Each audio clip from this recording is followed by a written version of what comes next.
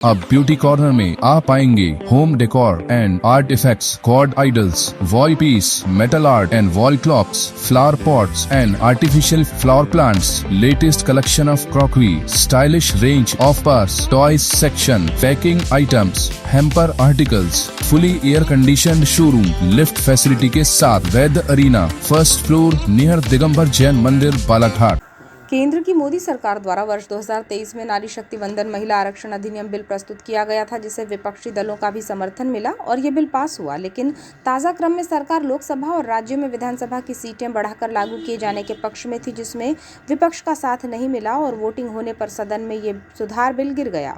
इसी को लेकर अब भाजपा आक्रामक है और कांग्रेस को महिला विरोधी करार देते हुए आंदोलन करने के साथ ही भाजपा के जनप्रतिनिधि और नेता बयान दे रहे हैं। 23 अप्रैल को इसी मुद्दे पर सांसद भारती पारधी ने प्रेस वार्ता में बातें रखी, जिसमें उन्होंने महिला आरक्षण के विषय पर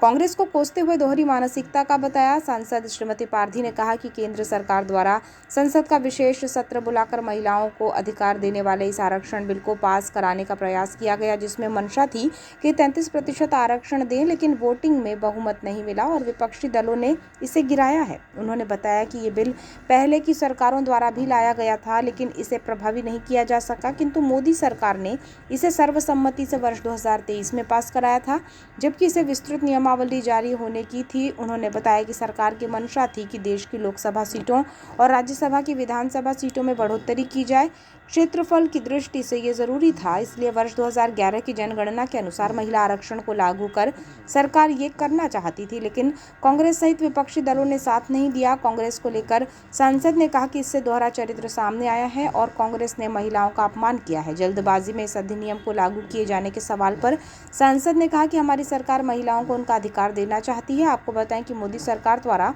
वर्ष 2023 में सदन के पटल पर नारी शक्ति महिला वंदन अधिनियम बिल लाया गया था, जिसे विपक्ष का साथ मिला और ये पास भी हो गया था, लेकिन इसमें संशोधन कर सरकार वर्ष 2011 की जनगणना के आधार पर सीटें बढ़ाना चाहती थी, जिसका विरोध कांग्रेस सहित सभी विपक्षी दल कर रहे हैं। कांग्रेस की मांग है कि इस अधिनियम को वर्तमान परिस्थिति के अनुसार मौजूदा 543 सीटों के आधार पर 33% महिला आरक्षण के साथ लागू कर दिया जाए। इसलिए भाजपा द्वारा कांग्रेस को महिला विरोधी बताते हुए प्रदर्शन किए जा रहे हैं। जो प्रधानमंत्री जी ने बुलवाया था, उसमें जाने के पहले भी हम आपसे बात करके गए थे और बड़े खुश मन से और बड़े हर मन से हम गए थे कि पूरे देश की महिलाओं का बहुमत और एक बड़े खुशहाली का माहौल था पूरे देश में, कि जो महिलाओं का अधिकार, जो महिलाओं की बात और जो महिलाएं अपेक्षा सरकारों से करते आ रही थी, तो ऐसा लग रहा था कि इस विशेष सत्र में जो महिला आरक्षण बिल है उसको हम पास करा लेंगे और जो 50% महिलाओं को आरक्षण की बात सरकारें करते आई 33%, वो हम पास कर लेंगे। लेकिन विगत दिनों आपने देखा लोकसभा के 3 दिवसीय सत्र में सरकार ने इस बिल को लाया और विपक्षी दलों ने एक सिरे से इसको गिराने का प्रयास कराया और गिराया भी। वोटिंग हुई, वोटिंग में हमको बहुमत नहीं मिलने पाती, 2/3 बहुमत नहीं मिलने के कारण हम इस बिल को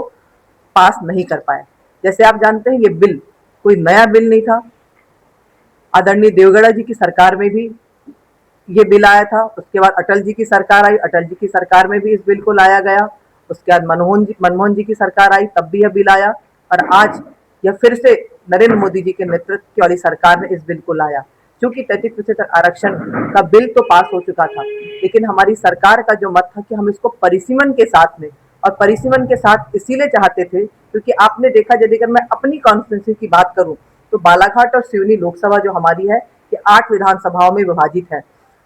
कोई भी सांसद अपने लोकसभा का भ्रमण नहीं कर पाता। सबको अपेक्षा रहती है कि हमने अपने सांसद को चुना है, हमने अपने सांसद हमारे गांव में आए, हमारे गांव में विकास कार्य करवाए, जो वो विधायक से तुलना करते हैं और उनको लगता है कि जब विधायक अपने काम इतने करा सकता है तो सांसद भी निर्वाचित जनप्रतिनिधि है, तो अपने क्षेत्र का संपूर्ण 5 साल में दौरा कर सके और प्रत्येक गांव में जाकर कुछ न कुछ विकास कार्य कर सके। लेकिन क्षेत्रफल की दृष्टि से लोकसभा क्षेत्र इतना बड़ा हो जाता है कि कोई सांसद, मुझे नहीं लगता कि 5 साल में यदि अगर एक दिन भी घर ना जाए तो वो पूरे गांव का भ्रमण कर सकेगा। तो एक बड़ी सकारात्मक सोच के साथ सरकार का था कि परिसीमन हम कर देंगे, क्षेत्र छोटा हो जाएगा, विधानसभाएं हमारी बढ़ जाएगी। इस सोच को लेकर यह बिल लाया गया था, लेकिन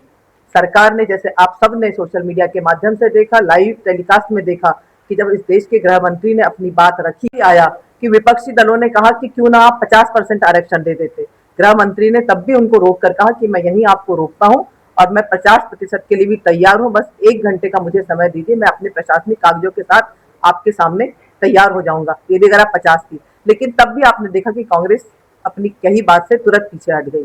तो जिस तरीके से कांग्रेस महिला आरक्षण की बात करती है, महिला हित की बात करती है, कांग्रेस का दोहरा चरित्र जो हम हमेशा से कहते आए हैं वो देश के सामने उजागर हुआ है। कांग्रेस जिस तरीके से महिला हित की बात करती है, मुझे तो आश्चर्य होता है उनकी नेत्री, महिला नेत्री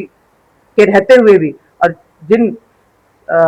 उनके सहायक दलों ने इस बिल को जिस तरीके से